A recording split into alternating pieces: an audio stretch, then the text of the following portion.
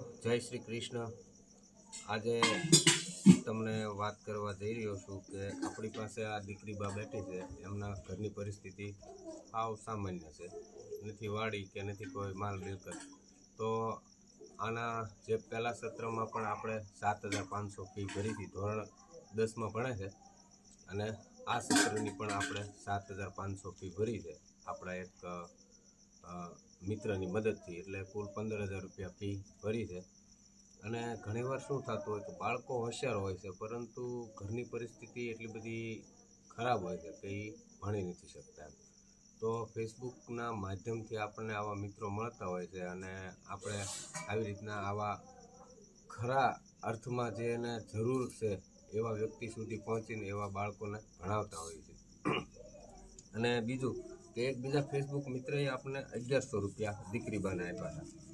તો આ 1,100 રૂપિયા આપણે રોકડા દીકરી બાને આપી છીએ એના કપડાં માટેના, અને બાકી તો એના મધર કામ કરે છે, તો એમાંથી એનો જીવન નિર્વાહ હાલે છે। પછી બીજી કાંઈ જરૂરિયાત ઊભી થતી હોય તો એમાંથી હાલતું હોય છે। પરંતુ હું એમ કહેવા માગું છું મિત્રો કે આવા બાળકો છે ને, ઘણીવાર તેજસ્વી બાળકો હોય, પરંતુ આર્થિક પરિસ્થિતિ એવી નથી હોતી કે ભણી શકતા હોય।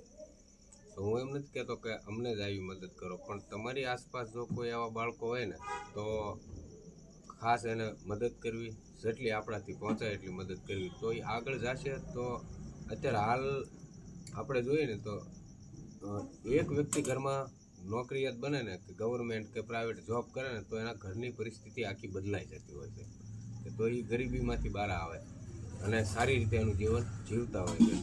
અને દીકરી બેનના ડોક્યુમેન્ટ આપણને જે મદદ કરી છે, સ્કૂલની ફીની પહોંચ અને દીકરીના ડોક્યુમેન્ટ અને એના મધરને વાત આપણે જેણે મદદ કરી છે એના જોડે કરાવી દીધી છે।